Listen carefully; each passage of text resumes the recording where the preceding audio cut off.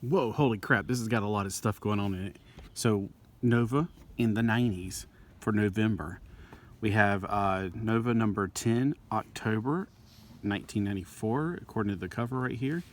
On the front cover, we have, also in this issue, we got Deadly is Diamond Head Nova.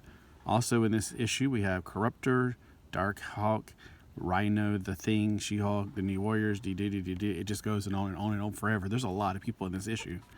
Face it, Tiger, you've hit the jackpot. So they're trying to tell you that, you know, if it costs, like, what is it, $1 for the comics, $1.95 for one superhero, this one's worth $100. Oof. And then we have Gargoyles, fantastic series. So right on the very front, right, I didn't get to issue before this, issue 9, but I did have 7 and 8. So I missed a little bit, but it's getting better. Now, in this one, this is why I wish they made 3x5 cards, not 3x5, like the baseball size cards. And I wish in every single comic book, if they introduce a new character, you got a card of it, because there's so many new characters in here that we'll never see again. At least I've never seen before, and I probably won't see again. Skullcat, interesting character. We got Don't Talk Sure Shot, Just Shoot. So her name is Sure Shot. U2 drop Deadhead, so I'm guessing this is Deadhead. And Take Him Beyond, Buckethead. Take Me On, sorry, not Take Him Be Home. I've always wanted to kill a superhero, so the only one we don't know so far is this guy on the front cover, or the very first page. So he busts in on this group, starts kicking tail left and right. Kid Quarry. So Kid Quarry is the Rastafarian-looking hulky dude that's got a concrete mixer for an arm. Yeah, weird supervillain characters I've never seen before, or I don't think they've ever. I don't know if this was a one-time deal or what. But he goes in, he kicks butt left and right. He kicks butt, takes names, and then he chews some bubblegum later. So we got, then the New Warriors come in. So it's almost like Nova is more like a New Warriors comic book. I mean, really, every New Warrior, or every one of these I read, it's got New Warriors in it. Man, this is amazing. Her outfit looks so much better than that yellow one she had back in the 80s. And of course, Thrasher's getting ticked off. He's like, you just came in here and kicked their butts. You didn't save any butt for us to kick. I'm trying to do what I got to do, man.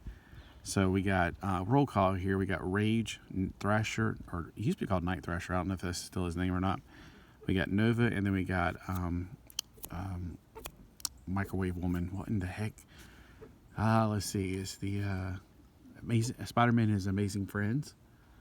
Firestar. Okay, I had to go all the way back to that because I just don't recognize this outfit. She looks more like the Scarlet Witch or something in this. All right, so this is also interesting. This guy is talking about something here, and man, he has got some really white hair and some really black skin. So as you see, the assailant, I wonder if this is negative, man. It doesn't say who he is. It's just kind of giving after they're having a little fight, and she's like watching off to the side going, oh, these boys, they just can't seem to get their act together. Here he says that this guy's bulletproof. Well, he looks more like Buttons McBoom Boom, but not bulletproof. Bulletproof, that's the leader of Cops and Robbers. You know, remember that TV series Cops? But yeah, it's not bulletproof. That looks more like Boom Boom McButton, except he's not pink as far as we can tell. Anyway, yeah, I know. It's just talking about how he's actually bulletproof. X-Men number 1. Man, everybody was like promoting comic books back then. It's amazing how things have changed. Like, I don't see any promotions for comic books. The last time I saw them was like about 5-10 years ago, whenever either Pop-Tarts or something had those little, it was a cereal. It had the little mini New 52 comics in it. My gosh, it must have been like 10 years ago. That's ridiculous. But we haven't seen really, I don't know, maybe I'm just not paying attention, but have you guys seen any comic book promotions? Like they had it, the Tony's Personal Pan Pizza. So, send for the coolest comic. The mystery is solved. All right. So anyway, I don't know. Is comic books a dying form of entertainment? Because I love them. I think it's fantastic. Unlike a TV show, you can watch it at your own speed. Before there was VCRs, we had comic books.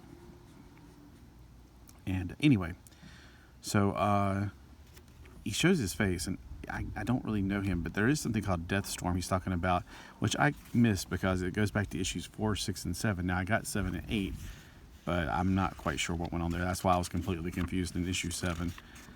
But evidently, there's a whole bunch of novas, and alternate novas is what he was talking about here. And he's flying off, and he's delivering a package. He says, "Hello, Nova Express. I got a package for you, Mr. A. Diker." Diker?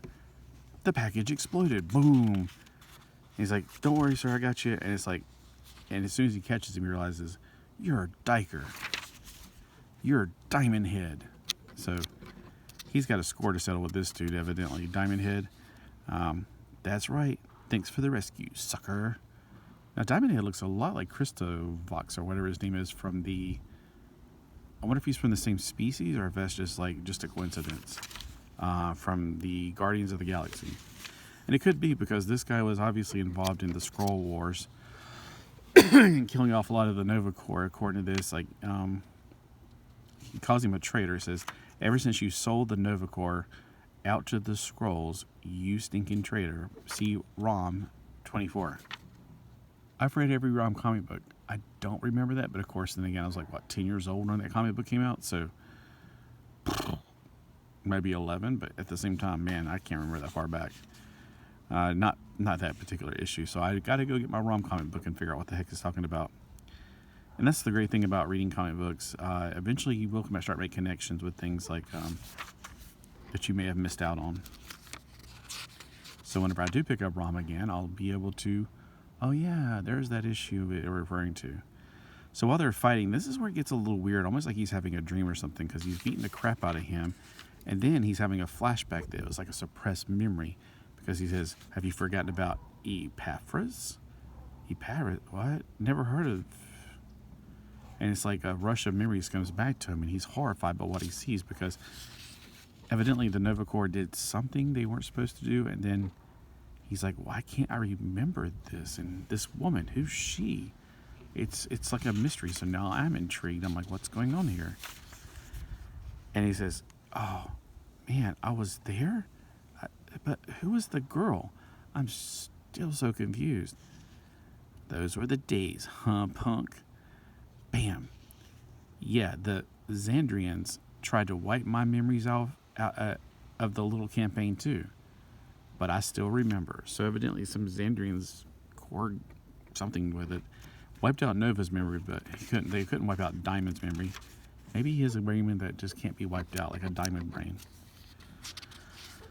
I mean, why'd they call him Diamond Head? It looks like his whole body's diamond. Yeah, anyway.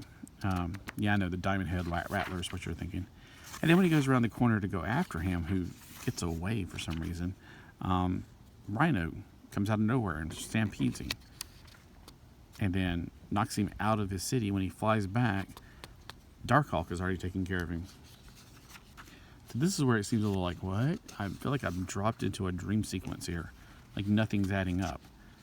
And then he's talking about, "Thanks for your help, but we got problems to take care of." And it was talking about the mind-blowing time and time again sequence.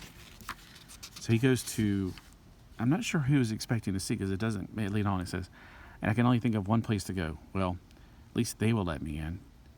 Or at least, yeah, they will let me in. "Too bad the rest of the group couldn't be here. From the sound of things, I'm not the only one with problems. Why should my hang-ups be more important than those of, 'Hey kid, long time no see'? The Fantastic Four? Question mark. Like, who was he expecting to see? I thought he was going to the Fantastic Four place." "Welcome to the Four Freedoms Plaza, Nova. Say hi to She-Hulk. She's here just to drop off some work." "Yes, I can type." Okay. I didn't even know she had to type as a lawyer. I mean, that's what secretaries are for. And then over here, we're in a different situation, and suddenly Nova comes in here. It's like, wait, what? It just seems like it's a dream sequence. Okay, so this is like a prologue, I guess you can say. She's talking, and she doesn't seem surprised, though. That's what's crazy. But then you found out, oh, it's just a robot of Nova. Bam, I'm tired of these childish demonstrations. Give me the real Nova, and I'll cut him in half as easily as this flimsy automaton.